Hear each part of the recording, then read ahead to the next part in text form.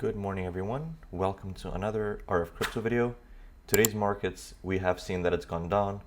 The global crypto market cap is standing at 969 billion, and Bitcoin, Ethereum, BNB, and your major cryptocurrencies are down, as you can see here. Bitcoin has gone below the $20,000 level, and $20,000, as we know, is a psychological level. And now the bulls are trying to keep it at 20,000, while the bears are trying to move it down to the about $18,500 support level. So let's see who wins. Hopefully the bulls win. We always want the prices to keep going up and up. But at the moment, the bear market has instilled itself, and there is no sort of outlook for a betterment in the short term. If we have a look at the Bitcoin chart, we can see that it has been trading laterally since about the 27th of August, which is about 5 days ago. And at the moment, it's trading right around the $20,000 psychological support level. At the moment, it's a resistance level, but let's just call it a support level. We did think that the price would follow this trajectory and head up to the $22,000 level.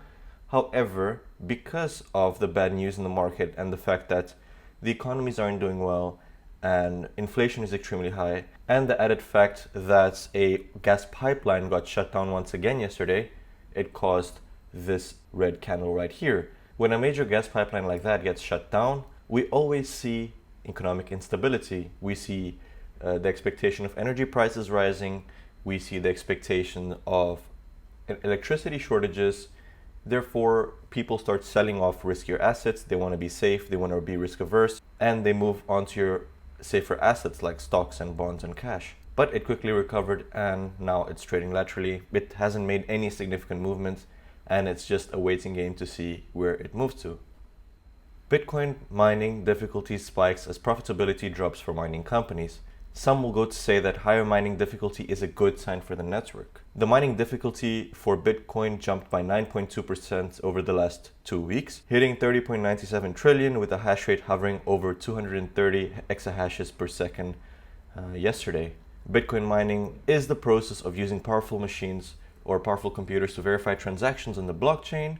Mining companies, which are usually large operations that utilize server farms and use a lot of energy, are rewarded with newly minted Bitcoin. So the mining process is basically when the supercomputers are trying to solve certain equations that are in the Bitcoin mining network. If the computers can solve these equations, then they get rewarded with Bitcoin. Having mining difficulty very high is a good sign for the network, and this means that there are a lot of miners in the network. And the main purpose of miners isn't to mine new Bitcoin, but to validate transactions. And the more miners you have in the network, the more transactions can be validated quicker, the cheaper it can be done, and the more secure the network.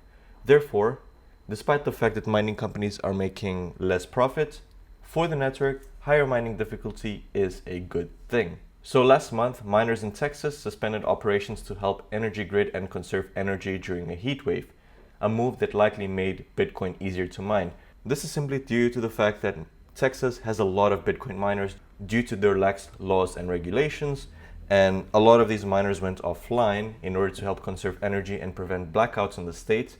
And because of that, mining difficulty lowered, mining became easier, and profits surged for Bitcoin miners.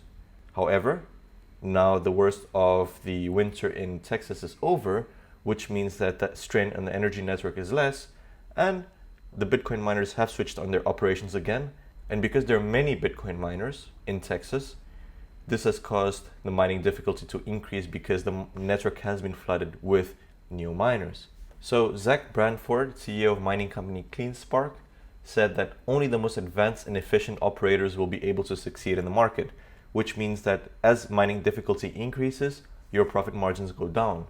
So only those that have the most efficient operations or those that can operate at the lowest cost possible are going to survive in the market. And we know that Bitcoin mining has been widely criticized for using huge amounts of energy. Those that can mine Bitcoin using renewable energies at a low cost will be the ones that will survive, and I think will be the ones to be the only Bitcoin miners going forward in the next 5 to 10 years. California crypto licensing bill awaits governor's signature. So a simple stroke of the pen is the last step needed to make California one of the first states to require cryptocurrency related businesses to obtain a special license to operate in the state. So this proposed law has the objective to protect Californians from financial hardship and foster responsible innovation by licensing and regulating the activities of cryptocurrency exchanges, adding that the bill would require licensees to act in the best interest of a customer when it recommends a cryptocurrency. So no longer can crypto companies operate at will.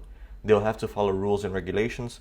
They'll have to ensure that their clients or the customers' best interests are in hand, that they don't shill coins, that they don't offer products that can lead to losses, and as well as every time they offer a product, or even when they sign up for their product, they have a disclaimer stating what the risks are of using such products. And at the moment, cryptocurrency trading is extremely risky, even though it's exciting because it's new. And it's risky because these crypto businesses aren't adequately regulated and do not follow many of the same rules that apply to everyone else. So we have seen that, for example, there have been a lot of scams.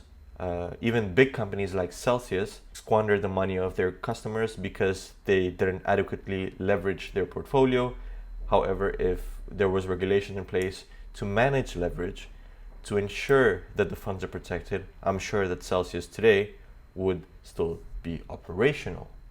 And the executive director of the Consumer Federation of California, Robert Harrell, stated that fortune favors the balanced and the wise, not just the so-called brave.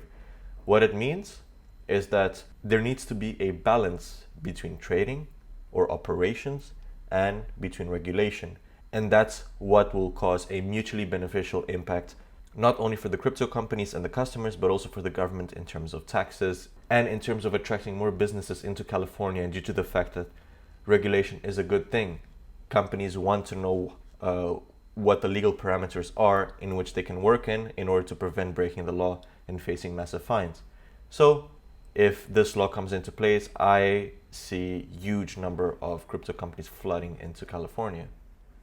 Crypto lender Celsius faces another group of customers who want their money back. Remember, Celsius went bankrupt because they had an exposure to Terra USD of over $200 million. And when Terra USD went bankrupt, that $200 million became zero overnight. And when it became zero, Celsius didn't have enough in their balance sheet in order to cover what their liabilities and obligations were, and they were forced into bankruptcy. It was a very, very massive error for such a prominent company, but we live and we learn, especially in a market that is relatively unregulated. So now a group of custodial account holders at Celsius has formally asked the court overseeing the crypto lender's bankruptcy case to authorize the return of their funds. The group is composed of 64 people who hold at least $22.5 million in cryptocurrencies with Celsius's custody service. And according to the filing, the group's cryptocurrency is deposited in custodial accounts rather than the yield-generating earn product. And this means that Celsius should have held the funds in segregated storage on behalf of the group's members who retain title to the funds.